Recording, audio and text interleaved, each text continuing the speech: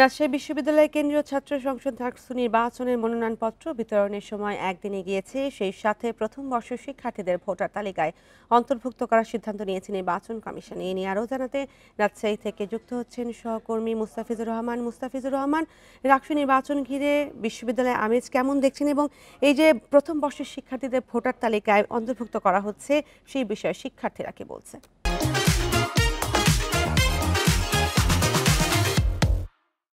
দেখুন, ডাকসু নির্বাচনে ক্ষণে ক্ষণে কিন্তু তফসিল পরিবর্তন হয়েছে, অর্থাৎ 3 দফা তফসিল পরিবর্তন হয়েছে এবং নির্বাচনের তারিখও 3 দফা পরিবর্তন হয়ে এর আগে ছিল 15 সেপ্টেম্বর, তারপরে 28 সেপ্টেম্বর এবং সর্বশেষ 25 সেপ্টেম্বরে গিয়ে ঠেকেছে। এবং সেই সাথে যেই বিষয়টি নিয়ে শিক্ষার্থী বিভিন্ন ছাত্র রাজনৈতিক সংগঠনগুলো আন্দোলন করে আসছিল, মূলত প্রথম বর্ষের শিক্ষার্থীদের তাদের যে অন্তর্ভুক্তিকরণের বিষয়টি এখানে মূল দাবি হয়ে দাঁড়িয়েছিল। এবং এই ইস্যুটিকে নিয়ে ছাত্রদল প্রশাসন ভবনের সামনে অবরোধ এবং একাধিকবার প্রশাসনকে আলটিমেটাম দিয়েছিল। সর্বশেষ বিভিন্ন ছাত্র সংগঠনের দাবির পরিপ্রেক্ষিতে গতকাল বিকেলে নির্বাচন কমিশনের পক্ষ থেকে ঘোষণা দেওয়া হয় এবং পুনঃ তফসিল ঘোষণা করা হয়।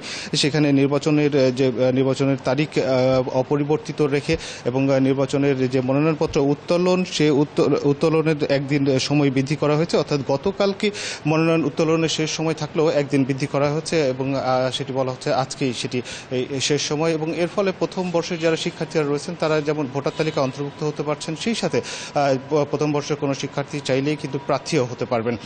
এই সুযোগটি দেওয়া হয়েছে এবং নির্বাচন কমিশনের পক্ষ থেকে বলা হচ্ছিল তারা মূলত যে সুষ্ঠু ভোট অনুষ্ঠানের ক্ষেত্রে তাদের যা যা করণীয় সেগুলোই করা হচ্ছে এবং শিক্ষার্থী বিভিন্ন ছাত্র রাজনৈতিক যে সংগঠনগুলো রয়েছে তাদের যে দাবিগুলো ছিল সেই দাবিগুলো যৌক্তিকতা বিবেচনায় সে দাবিগুলো পূরণ করা হচ্ছে। এবং তারা বলছিলেন যে সার্বিক বিষয়গুলো তারা খতিয়ে দেখছেন এবং এখানে বহিরাগতদের যে প্রবেশের বিষয় রয়েছে, শিক্ষার্থীদের নিরাপত্তার যে বিষয়টি রয়েছে, সেই সাথে ক্যাম্পাসে গত রোববার যে দুটি রাজনৈতিক সংগঠনের যে অস্থিতিশীল পরিস্থিতি তৈরি হয়েছিল, উদ্বুদ্ধ পরিস্থিতি নিয়ন্ত্রণে এবং সামনে আগামীতে করণীয় কি সেই বিষয়গুলো নিয়েও কিন্তু বিস্তার আলোচনা হয়েছে প্রশাসনের সাথে নির্বাচন কমিশনের। এবং নির্বাচন কমিশন যে বিষয়টি বলছেন যে এখানে আগামী 25 সেপ্টেম্বর যে ভোট অনুষ্ঠিত হবে সেইখানে তাদের তারিখটি অক্ষুণ্ণ রেখে এবং এখানে যে নির্বাচনে যে চূড়ান্ত প্রার্থী তালিকা ঘোষণা করার কথা ছিল 16 সেপ্টেম্বর, সেটি পরিবর্তিত করা হয়েছে এবং সেটি 14 সেপ্টেম্বর চূড়ান্ত প্রার্থী তালিকা ঘোষণা করা হবে। এবং এর ফলে এখানে নির্বাচন কমিশন তাদের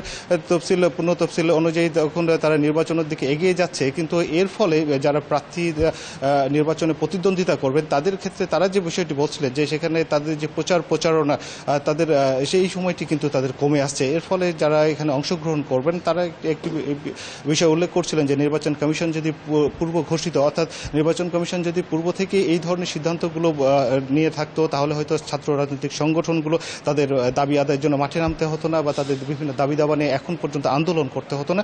তারা নির্বাচন নিয়েই তারা ব্যস্ত থাকতে পারত বা নির্বাচনে যে আমেজটি ক্যাম্পাসে বিরাজ করছিল সেটি ধরে রাখতে পারত। তো শিক্ষার্থীরা আশা করছেন যে আগামী 25 সেপ্টেম্বর নির্বাচন কমিশন সুষ্ঠুভাবে ভোট গ্রহণে কাজ করে যাবেন এবং তারা তাদের যোগ্য নেতৃত্ব বেছে নিতে পারবেন। রাজশাহী থেকে এই ছিল সর্বশেষ। ডাকসু নির্বাচন নিয়ে জানাচ্ছিলেন সহকর্মী মুস্তাফিজুর রহমান।